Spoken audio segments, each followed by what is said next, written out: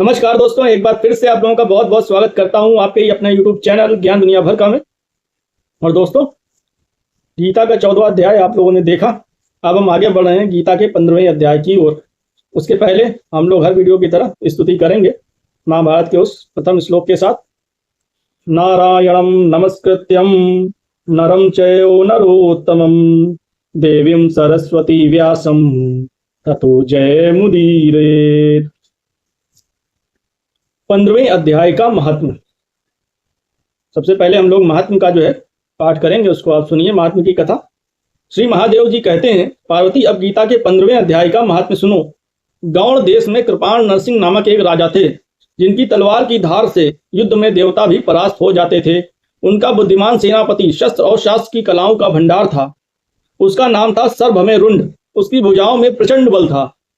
एक समय उस पापी ने राजकुमारों सहित महाराज का वध करके स्वयं ही राज्य करने का विचार किया। इस निश्चय के कुछ ही दिनों बाद वह हैजे का शिकार होकर मर गया। थोड़े समय में वह पापात्मा अपने पूर्व कर्म के कारण सिंधु देश में एक तेजस्वी घोड़ा हुआ। उसका पेट सटा हुआ था। घोड़े के लक्षणों का ठीक ठीक ज्ञान रखने वाले किसी वैश्य के पुत्र ने बहुत सा मूल्य देकर उस अश्व को खरीद लिया और यत्न के साथ उसे राजधानी तक ले आया। वैश्य कुमार वह अश्व राजा को देने को लाया था। यद्यपि राजा उस वैश्य कुमार से परिचित थे, तथापि द्वारपाल ने जाकर उसके आगमन की सूचना दी। राजा ने पूछा, किस लिए आए हो? तब उसने स्पष्ट शब्दों में उत्तर दिया, देव, सिंधु देश में एक उत्तम लक्षणों से संपन्न अश्व था, जिसे तीनों लोगों का एक रत्न समझकर मैंने बहुत सा मूल्य देकर खरीद लिया है। राजा ने आज्ञा दी, उस अश्व को यहाँ ले आओ। अश्व माने घोड़ा होता है, संस्कृत में उसको अश्व कहते हैं। वास्तव में वह घोड़ा गुणों में उच्च श्रवा के समान था। सुंदर रूप का तो मानो घर ही था। शुभ लक्षणों का समुद्र जान पड़ता था। वैश्य घोड़ा ले आया और राजा ने उसे देखा। अश्व का लक्षण जानने वाले अमात्यों ने इसकी बड़ी प्रशंसा की। सुनकर राजा अपार आनंद में निमग्न हो गए और उन्होंने वैश्य को मुंह मांगा सुवर्ण देकर तुरंत ही उस अश्व को खरीद लिया। कुछ दिनों के बाद एक समय राजा शिकार खेलने के लिए उत्सुक हो उसी घोड़े पर चढ़कर वन में गए।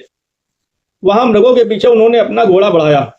पीछे पीछे सब ओर से दौड़कर आते हुए समस्त सैनिकों का साथ छूट गया। वे हिरणों द्वारा आकृष्ट होकर बहुत दूर निकल गए। प्यास ने उन्हें व्याकुल कर दिया। तब वे घोड़े से उतरकर जल की खोज करने लगे।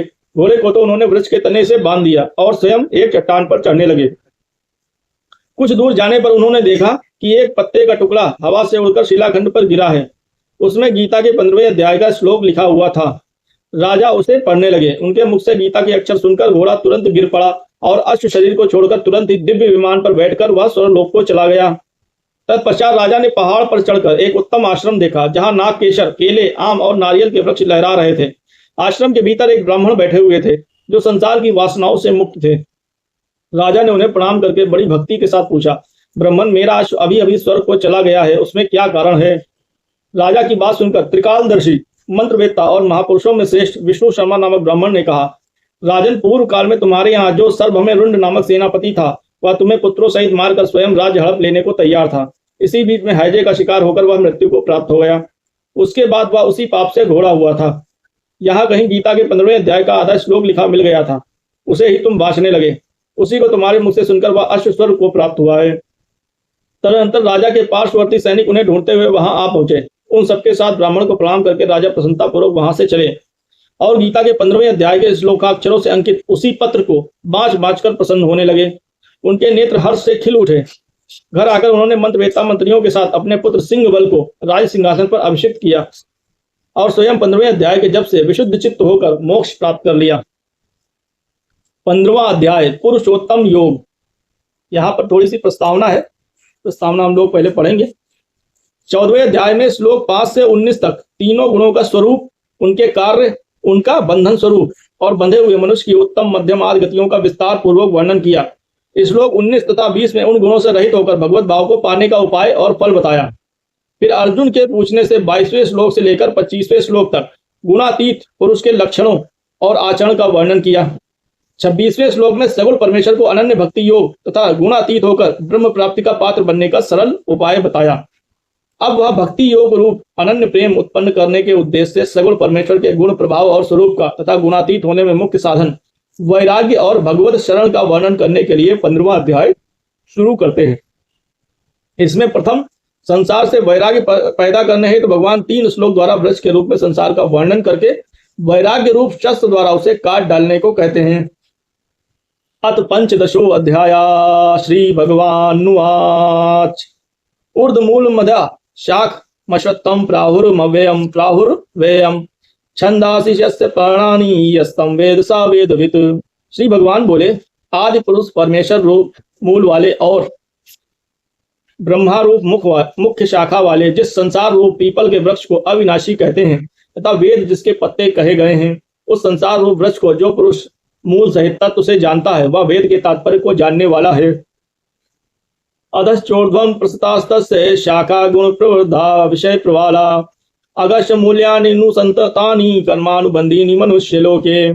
उस संसार वृक्ष की तीनों गुण रूप जल के द्वारा बढ़ी हुई और विषय भोग रूप कोंपलों वाली देव मनुष्य और तिर्यक आदि योनि रूप शाखाएं नीचे और ऊपर सर्वत्र फैली हुई हैं तथा मनुष्य लोक में कर्मों के अनुसार बांधने वाली अहमता ममता और वासना रूप जड़े हुए नीचे और ऊपर सभी लोगों में व्याप्त हो रही हैं। न रूप मत्स्य तथोपलभ्यते नान्तो न चादिर्न चा संप्रतिष्ठा आस्वत्तनेनं सुविरूढ़ मूल मसंग शस्त्रेण दृढ़ेन छित्त्वा ततः पदम तत्परिमार्गितव्यम यस्मिन् गता न निवर्तन्ति भूया तमेव चाद्यं पुरुषं प्रपद्ये यतः प्रवृत्ति प्रसता पुराणी। इस संसार वृक्ष का स्वरूप जैसा कहा है वैसा यहाँ विचार काल में नहीं पाया जाता, क्योंकि ना तो इसका आदि है और ना अंत है तथा ना इसकी अच्छी प्रकार से स्थिति ही है। इसलिए इस अहंता ममता और वासना रूप अति दृढ़ मूलों वाले संसार रूप पीपल के वृक्ष को वैराग्य रूप शस्त्र द्वारा काट कर उसके पश्चात उस परम पद रूप परमेश्वर को भली भांति खोजना चाहिए, जिसमें गए हुए पुरुष फिर लौट कर संसार में नहीं आते और जिस परमेश्वर से इस पुरातन संसार वृक्ष की प्रवृत्ति विस्तार को प्राप्त हुई है उसी आदि पुरुष नारायण के मैं शरण हूँ, इस प्रकार दृढ़ निश्चय करके उस परमेश्वर का मनन और निधि ध्यासन करना चाहिए। निर्माण मोहाजित संग दोषा अध्यात्म नित्या विनिवृत्त कामा द्वंद्व विमुक्ता सुख दुख संगे गृच्छन्ति मूढ़ा पद्मव्ययम तत्। जिसका मान और मोह नष्ट हो गया है, जिन्होंने आसक्ति रूप दोष को जीत लिया है, जिनकी परमात्मा के स्वरूप में नित्य स्थिति है और जिनकी कामनाएं पूर्ण रूप से नष्ट हो गई हैं, वे सुख दुख नामक द्वंद्वों से विमुक्त ज्ञानी जन उस अविनाशी परम पद को प्राप्त होते हैं। न तद्भासते सूर्यो न शशांको न पावका यद्गत्वा न निवर्तन्ते तद्याम परमं मम। जिस परम पद को प्राप्त होकर मनुष्य लौट कर संसार में नहीं आते, उस स्वयं प्रकाश परम पद को न सूर्य प्रकाशित कर सकता है, न चंद्रमा और न अग्नि ही। वही मेरा परम धाम है। ममय वांशो जीवलोके जीवभूता सनातना मनःष्ठानि इंद्रियाणि प्रकृतिस्थानि कर्षति शरीरं यद्वाप्नोति यच्चापि उत्क्रामति ईश्वरागृहीत्वानि संयाति वायुगन्धानि वाशयात् श्रोत्रं चक्षु स्पर्शनं च रसनं घ्राणमेव च अधिष्ठाय मनश्चायं विषयानुपसेवते। इस देह में यह सनातन जीवात्मा मेरा ही अंश है और वही इस प्रकृति में स्थित मन और पांचों इंद्रियों को आकर्षित करता है। वायु गंध के स्थान से गंध को जैसे ग्रहण करके ले जाता है, वैसे ही देहादि का स्वामी जीवात्मा भी जिस शरीर का त्याग करता है उससे इस मन सहित इंद्रियों को ग्रहण करके फिर जिस शरीर को प्राप्त होता है उसमें जाता है। यह जीवात्मा श्रोत्र चक्षु और त्वचा को तथा रसना घ्राण और मन को आश्रय करके अर्थात इन सबके सहारे से ही विषयों का सेवन करता है। उत्क्रामंतम स्थितम वापि भुंजानम वा गुणान्वितम विमूढ़ानानुपश्यन्ति पश्यन्ति ज्ञान चक्षुषा। शरीर को छोड़कर जाते हुए अथवा शरीर में स्थित हुए को अथवा स्पेशियों को भोगते हुए को इस प्रकार तीनों गुणों से युक्त को भी अज्ञानी जन नहीं जानते, केवल ज्ञान रूप नेत्रों वाले विवेकशील ज्ञानी ही तत्व से जानते हैं। यतन्तो योगिनश्चैनं पश्यन्त्यात्मन्यवस्थितं यतन्तो अप्यकृतात्मानो नैनं पश्यन्त चेतसा। यत्न करने वाले योगी जन भी अपने हृदय में स्थित इस आत्मा को तत्व से जानते हैं, किंतु जिन्होंने अपने अंतःकरण को शुद्ध नहीं किया है ऐसे अज्ञानी जन तो यत्न करते रहने पर भी इस आत्मा को नहीं जानते। यदादित्य गतम तेजो जगत भास्यते अखिलम यच्च चंद्रमसि यच्चाग्नौ तत्तेजो विद्धिमामकम। सूर्य में स्थित जो संपूर्ण जगत को प्रकाशित करता है तथा जो तेज चंद्रमा में है और जो अग्नि में है उसको तू मेरा ही तेज जान। गामा विश्व च भूतानि धार्याम्ये हमोजसा पुष्णामि चौषधि सर्वा सोमो भूत्वा रसात्मका। और मैं ही पृथ्वी में प्रवेश करके अपनी शक्ति से सब भूतों को धारण करता हूँ और रस स्वरूप अर्थात अमृत में चंद्रमा होकर संपूर्ण औषधियों को अर्थात वनस्पतियों को पुष्ट करता हूँ। अहम वैश्वानरो भूत्वा प्राणिनाम देहमाश्रिता प्राणापान समायुक्ता पचाम्यन्नम चतुर्विधम। मैं ही सब प्राणियों के शरीर में स्थित रहने वाला प्राण और अपान से संयुक्त वैश्वानर अग्नि रूप होकर 4 प्रकार के अन्न को पचाता हूँ। सर्वस्य चाहम हृदि सन्निविष्टो मत्ता स्मृति ज्ञानम पोहनम च वेदैश सर्वे सर्वेरहमेव वेद्यो वेदांत कृते विदेव चाहम। मैं ही सब प्राणियों के हृदय में अंतर्यामी रूप से स्थित हूँ तथा मुझसे ही स्मृति ज्ञान और अपोहन होता है और सब वेदों द्वारा मैं ही जानने के योग्य हूँ तथा वेदांत का कर्ता और वेदों को जानने वाला भी मैं ही हूँ। द्वाविमो पुरुषो लोके चराक्षर एव च चरा सर्वाणि भूतानि कूटस्थो अक्षरोक्ष्यते।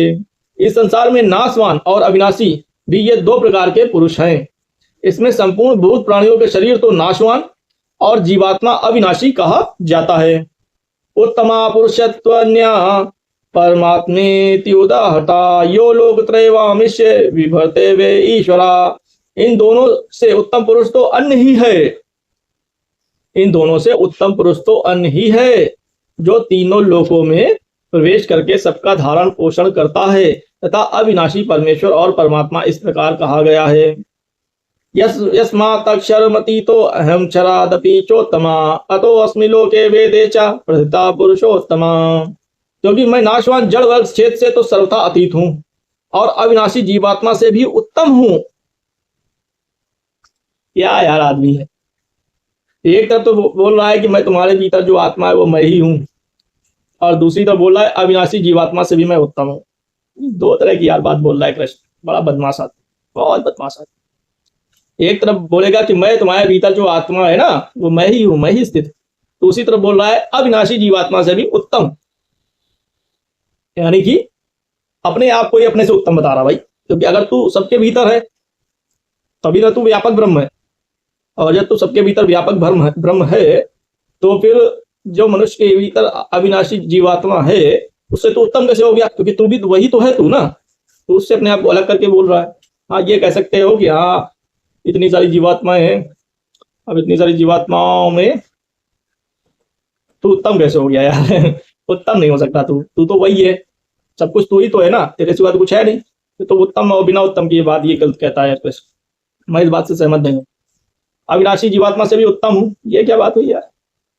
जब तू ही है हर जगह, तेरे सिवा कुछ है ही नहीं, सच्चिदानंद घन परमात्मा वही है, उसके सिवा कुछ भी नहीं। तो जब वही है तो यार अविनाशी जीवात्मा से जैसे तू उत्तम हो गया? बिल्कुल उत्तम नहीं है, झूठी बात। इसलिए लोक में और वेद में मैं पुरुषोत्तम नाम से प्रसिद्ध हूँ। हाँ ये बात कहने के लिए बोलना। यहाँ पर यार बदमाशी किया कृष्ण तो कोई भी बन सकता है यार।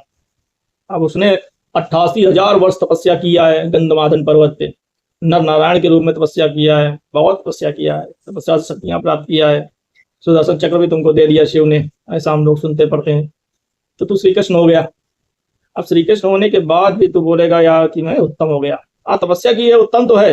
हाँ इस बात में ये पॉइंट है कि जो तपस्या कर रहा है वो नॉर्मल आदमी से उत्तम है, लेकिन इसका मतलब श्री कृष्ण ने साबित कर दिया यहाँ पर कि वो एक अलग है, पुरुषोत्तम है, एक अलग मनुष्य है, या एक अलग जो है व्यक्तित्व है उनका। क्योंकि वो कह रहे अविनाशी जीवात्मा से उत्तम है, यानी कि उन्होंने एक मनुष्य के रूप में, मतलब ये एक बात बोल रहा है, एक ब्रह्म, एक जो व्यापक ब्रह्म है, जो वास्तविक ब्रह्म है, वो ये बात नहीं बोल सकता है कि जो ये जो जीव है इनसे मैं उत्तम। फिर वो व्यापक ब्रह्म कैसे होगा? सोचो, जो व्यापक है, जो कण कण में व्याप रहा है, सच्चिदानंद घन परमात्मा, ठीक है, जो निर्गुण निराकार, वो ये कैसे कह सकता है कि जो जीवात्मा है मैं इनसे उत्तम हूं? वो ये नहीं कह सकता है। आज जो आदमी इंडिविजुअल तपस्या करके अपने आप को शक्तियां प्राप्त किया, सुदर्शन चक्र प्राप्त किया है और दुनिया भर की चीजें प्राप्त किया है, 64 कलाएं, ये वो व्यक्ति के तौर पर कह सकता है कि हाँ ये सब तो कीड़े मकोड़े हैं, मेरे आगे जीवात्मा, इनसे तो मैं बढ़िया हूँ, श्रेष्ठ हूँ। जाहिर सी बात है, ऐसे तो बहुत से लोग कहते हैं। हाँ इस हिसाब से कह सकता है, यानी कि इसने सिद्ध कर दिया श्री कृष्ण यहाँ पर कि ये वो ब्रह्म नहीं है, वो ये सच्चिदानंद घन परमात्मा नहीं है जो कण कण में व्याप रहा है, वो ये श्री कृष्ण नहीं है। इसने यहाँ पर सिद्ध कर दिया भाई। इसकी बात से तो यही मतलब निकलेगा कि अविनाशी जीवात्मा से भी उत्तम हूं, मैं भी तपस्या करूं, शक्तियां प्राप्त करूं, पूरे विश्व पर, संसार पे अपना आधिपत्य स्थापित करूं, फिर मैं भी बोलूं यार ये जनता है इनके अंदर जो जीवात्मा, इनसे तो मैं श्रेष्ठ हूं, बोल सकता है ना। जैसे राजा जो होती है, राजा कहेगा कि मैं इन सब जो प्रजा है इनसे श्रेष्ठ हूं, तभी ना मैं राजा हूं। तो यहाँ पर यह बात है श्री कृष्ण ने सिद्ध कर दी और क्लियर कर दिया कि ये जो है श्री कृष्ण जो है एक देवता है, एक श्रेष्ठ पुरुष है, पुरुषोत्तम अपने आप को कह रहा है, अपने मुंह से ही कह रहा है कि मैं पुरुषोत्तम नाम से प्रसिद्ध हूं। यानी कि वो सच्चिदानंद घन परमात्मा जो कल कल में व्याप रहा है, ब्रह्मांडों को बनाता बिगाड़ता है, ठीक है, और स्वयं ही सब कुछ बन जाता है, वो ये व्यक्ति नहीं है। ये बात यहाँ पर सिद्ध हो गई। चलिए आगे बढ़ते हैं। अब तो आगे पढ़ने का भी मन नहीं कर रहा है क्योंकि स्टार्ट किया था गीता तो अभी 15वां है, फिर 3 अध्याय और बचेंगे, 18वां मैं कंप्लीट कर दूंगा। मैं गीता को इसलिए कंप्लीट कर रहा हूँ क्योंकि ये महाभारत चूंकि हमारी सीरीज है, महाभारत का एक पार्ट है गीता। मैंने पहले भी बोला है, मैं फिर से बोल रहा हूँ कि महाभारत का एक भगवद गीता पार्ट है और मैं इस पार्ट को अलग से कर रहा हूँ क्योंकि इसके अलग से बुक वगैरह भी आती है। अब महाभारत की जब हमारी जो सीरीज चल रही होगी, कथाएं चल रही होंगी, कहानियां, तो उसके बीच में गीता आ जाएगी, युद्ध के पहले गीता आती है ना, तो फिर मैं वहां पे पढ़ूंगा तो फिर थोड़ा मजा नहीं आएगा। मैं अलग से इसके 18वां अध्याय इसलिए बना रहा हूँ कि अलग से इसका वो प्लेलिस्ट में पड़े रहेंगे, जो देखना है देखेगा, ज्ञान प्राप्त करेगा, नहीं तो अपनी कथाएं और सीरीज देखी, कहानी महाभारत जो भी है। तो चलिए आगे बढ़ते हैं, शुरू किया है तो खत्म भी कर देंगे क्योंकि महाभारत का पार्ट है, तो इसको हम अब यहाँ बीच पदार्थ में नहीं छोड़ेंगे। अगला श्लोक है, यो मामेव सम्मूढ़ो जानाति पुरुषोत्तमं सा सर्वविद भजति माम सर्वभावेन भारत। भारत, यहाँ अर्जुन को उन्होंने कहा है भारत। जो ज्ञानी पुरुष मुझको सब प्रकार तत्व से पुरुषोत्तम जानता है, वह सर्वज्ञ पुरुष इस प्रकार से निरंतर मुझ वासुदेव परमेश्वर को ही भजता है। अब यहाँ पर श्री कृष्ण कह रहा है मुझको सब प्रकार से पुरुषोत्तम जानता है, यानी कि श्रेष्ठ जानता है, पुरुषों में उत्तम। वह सर्वज्ञ पुरुष सब प्रकार से निरंतर मुझ वासुदेव परमेश्वर को ही भजता है। अब यहाँ पे अपने आप को कह रहा है मुझ वासुदेव परमेश्वर को, अल्लाह अपना नाम भी ले रहा है, वासुदेव परमेश्वर, यानी कि नाम और रूप का यहाँ पर चक्कर इसने कर दिया है। खाली परमेश्वर क्यों नहीं बोल रहा, मुझ वासुदेव परमेश्वर, यहाँ पर भी है मतलब डिफॉल्टर वाली बात है। इति गुहातमं शास्त्र मिद मुक्तम मयानग एतत् बुद्धया बुद्धिमान स्यात्कृतस्य भारत। हे निष्पाप अर्जुन, इस प्रकार यह अति रहस्य युक्त गोपनीय शास्त्र मेरे द्वारा कहा गया, इसको तत्व से जानकर मनुष्य ज्ञानवान और कृतार्थ हो जाता है। ओम तत्सदिति श्रीमद्भगवद्गीता उपनिषत्सु ब्रह्म विद्यायाम योग शास्त्रे श्री कृष्णार्जुन संवादे पुरुषोत्तम योगो नाम 15 अध्याय। इस प्रकार उपनिषद, ब्रह्म विद्या तथा योग शास्त्र श्रीमद् भगवद गीता के श्री कृष्ण अर्जुन संवाद में पुरुषोत्तम योग नामक 15वां अध्याय संपूर्ण हुआ। आप भी लोगों की जानकारी के लिए मैं बता दूं, इसी टाइम पे मैं श्री कृष्ण का बहुत बड़ा भक्त हो गया था क्योंकि हमारे यहाँ हमारी दादी के भाई, क्योंकि हमारे पापा के मामा लगेंगे और मेरे नाना, लेकिन मामा मामा इनको सब कहते थे, मैं भी कहता था, वो थे साधु, वो साधु थे और वो पूरे भारत में भ्रमण करते थे ट्रेनों से। तो प्रणामी समाज एक है, मलियाबाद में मंदिर है, पन्ना वगैरह मध्य प्रदेश में पन्ना धाम करके है, वहाँ मंदिर है। तो पहले वो आते तो श्री कृष्ण की बड़ी भक्ति करते थे, राधा कृष्ण राधा कृष्ण राधा कृष्ण। तो उससे मेरे बचपन में मैं रहता, तब बचपन में चल रहा था, तो मेरे को भक्ति का बड़ा प्रभाव पड़ा। उन्होंने श्री कृष्ण की इतनी बड़ाई कर दी, इतनी बड़ाई कर दी, सबसे बड़ा परमेश्वर श्री कृष्ण को सिद्ध कर दिया। तो मेरे को लगा यार सबसे बड़ा परमेश्वर श्री कृष्ण ही है, उसके हाथ में सुदर्शन चक्र भी है यार, क्योंकि और किसी पास सुदर्शन चक्र नहीं, वो जब चाहे जिसकी गर्दन काट सकता है। तो मुझे लगा यार यही श्री कृष्ण सबसे बड़ा है यार, सुदर्शन चक्रधारी है, यही सबसे बड़ा भगवान है, इसी को पकड़ते हैं। तो मैंने फिर श्री कृष्ण की भक्ति चालू की उस टाइम, और ये भक्ति मेरी चलिए लगभग 2009 तक मैं बोल सकता हूँ, जब तक मुझे वास्तविक मेरे सदगुरु नहीं मिले तब तक।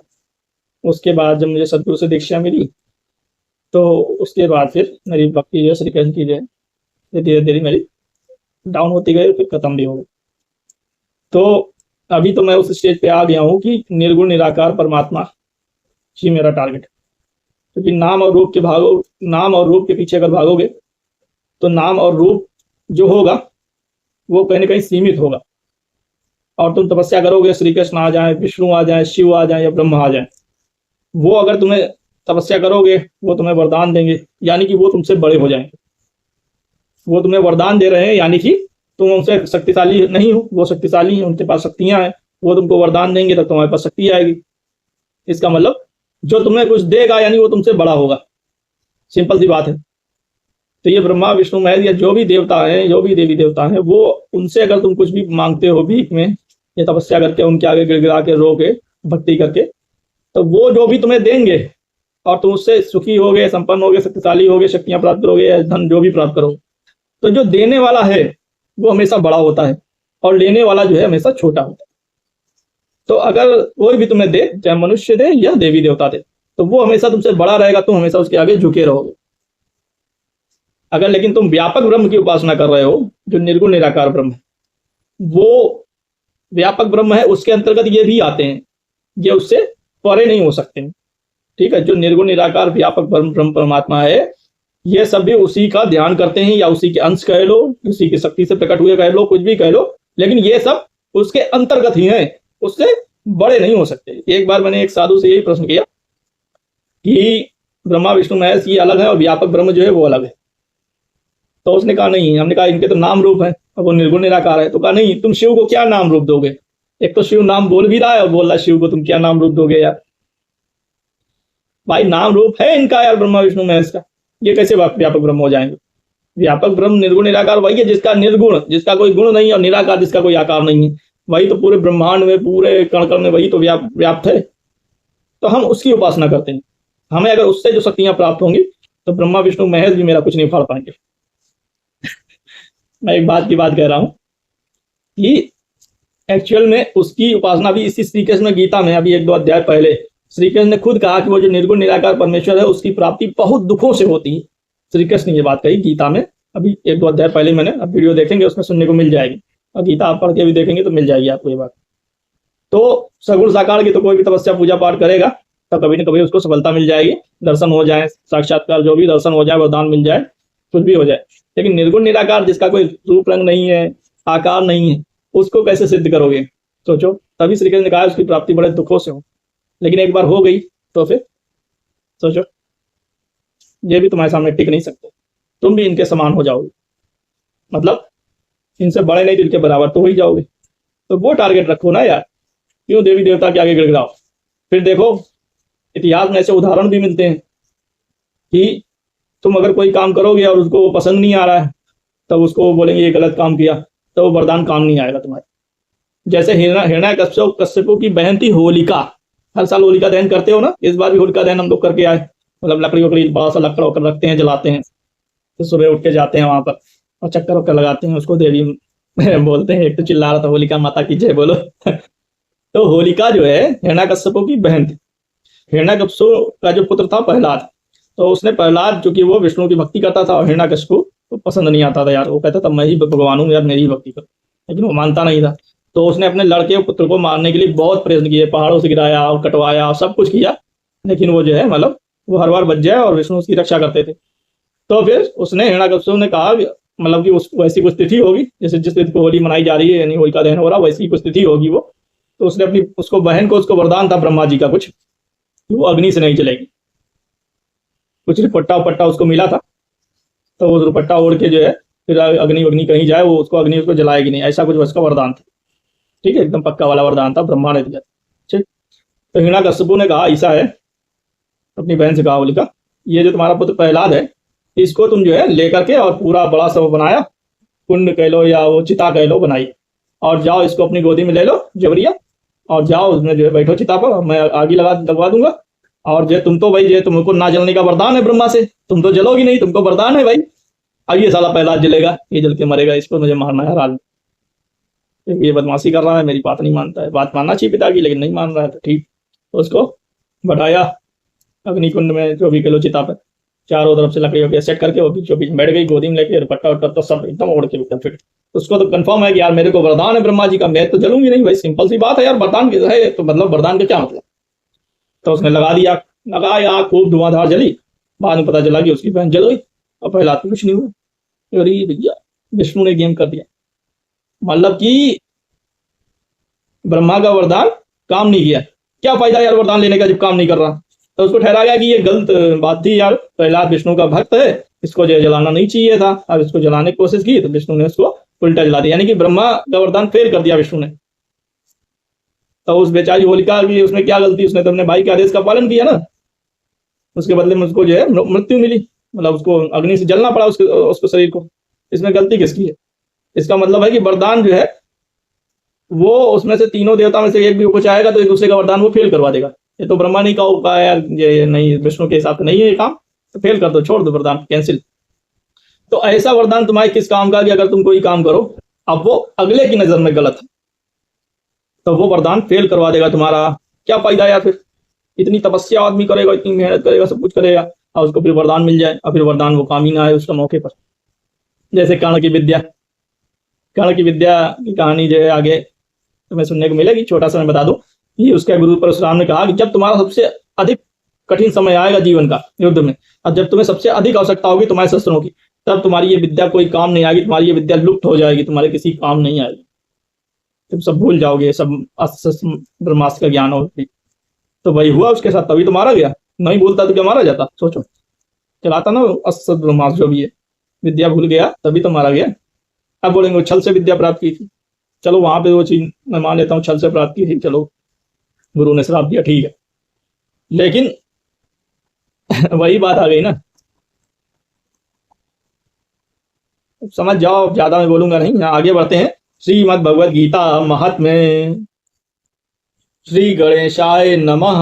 धरोवाच भगवन् परमेशान भक्तिरव विचारिणी प्रारब्धम भुज्यमानस्य कथम भवति हे प्रभो। श्री पृथ्वी देवी ने पूछा, हे भगवान, हे परमेश्वर, हे प्रभु, प्रारब्ध कर्म को भोगते हुए मनुष्य को एक निष्ठ भक्ति कैसे प्राप्त होती है। श्री विष्णुरुवाच प्रारब्धम भुज्यमानो हि गीताभ्यास रता सदा समुक्ता सा सुखी लोके कर्मणा नोपलिप्यते। श्री विष्णु भगवान बोले, प्रारब्ध को भोगता हुआ जो मनुष्य सदा श्री गीता के अभ्यास में आसक्त हो, वही इस लोक में मुक्त और सुखी होता है तथा कर्म में लेपायमान नहीं होता। महापापादि पापानि गीता ध्यानम करोति चेत क्वचित स्पर्शम न कुर्वन्ति नलिनी दलम्बुवत।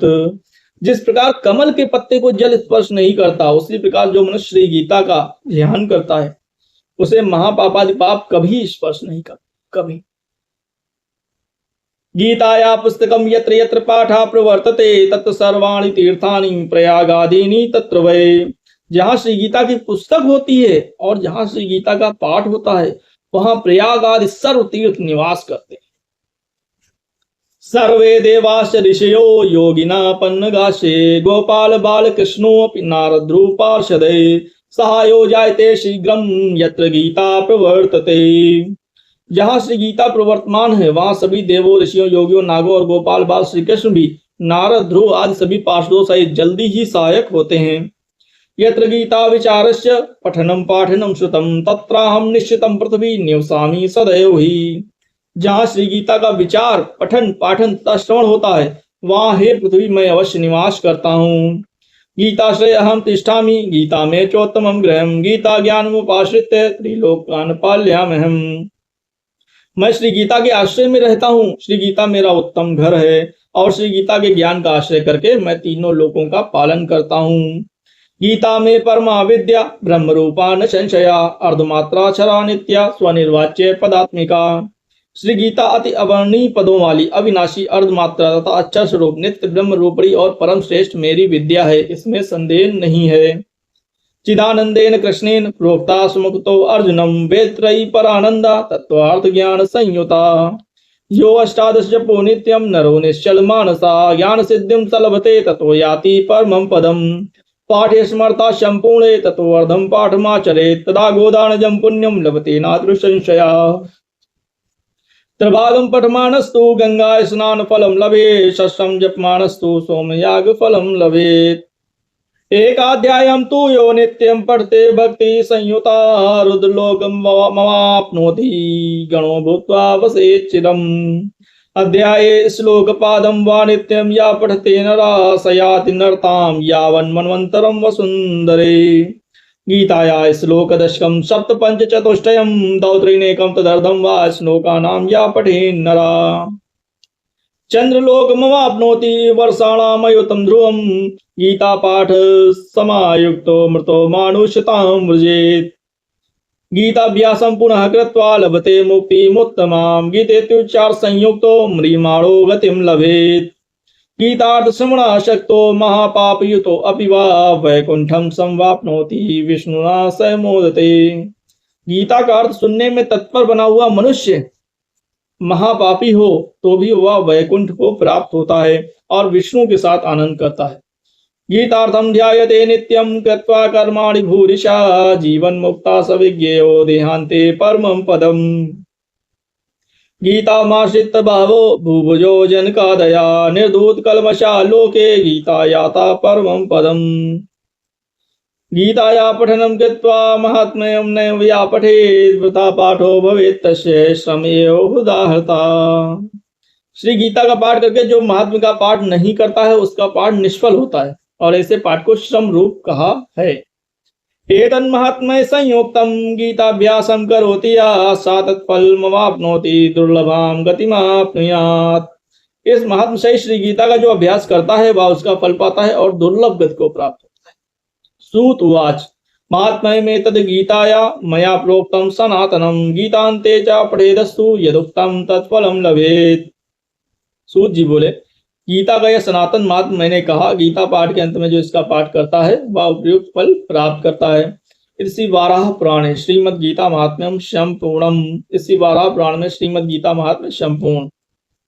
अब देखिए महाभारत जब अगर आप लोग पढ़ेंगे तो उसमें आपको केवल भगवत गीता के श्लोक मिलेंगे पूरे एक अध्याय से 18 तक, अगर वो संस्कृत हिंदी वाली लेंगे। अगर केवल हिंदी वाली लेंगे संक्षिप्त वाली उसमें केवल अर्थ मिलेगा भगवत गीता के 18 अध्याय का शुरू से लेकर अंत तक। लेकिन जैसे मैं गीता का पाठ को शुरू करता हूँ तो उसके पहले उस पाठ का महत्व पढ़ता हूँ, फिर पाठ करने के बाद ओवरऑल जो भगवत गीता का महात्म्य है वो मैं पाठ करता हूँ। और ये ओवरऑल महात्म्य जो है ये वाराह पुराण से निकाला गया है। तो महाभारत के अंदर आपको नहीं मिलेगा कोई भी, ना पाठ का महत्व मिलेगा ना ही ओवरऑल भगवत गीता का महत्व मिलेगा। लेकिन ये बिना महात्म्य के ही जो लोग भगवत गीता पढ़ते हैं इसमें यही बोला गया है वो निष्फल हो जाता है श्रम रूप। अपन लोग मेहनत कर रहे हैं यार तो फिर निष्फल नहीं होना चाहिए ना मेहनत, तो फिर पाठ में करता हूँ, इसलिए इसका कारण।